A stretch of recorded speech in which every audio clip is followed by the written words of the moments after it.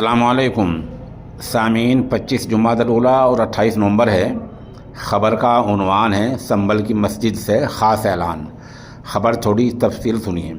उत्तर प्रदेश के संभल में फसाद के बाद अब हालात नॉर्मल हो गए हैं, मामूलात पर आ गए हैं।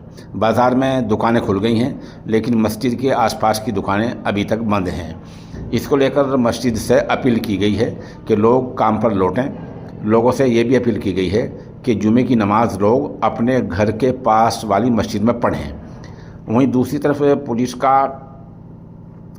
फसादियों पर, दंगाइयों पर ताबड़तोड़ एक्शन जारी है।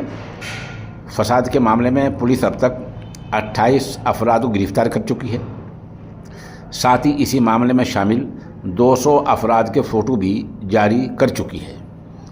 शाही जमा मस्जिद से अपील की गई है कि लोग जुमे की नमाज अपने घरों के पास वाली मस्जिद में पढ़ें और जमा मस्जिद पर ज़्यादा भीड़ न लगाएं।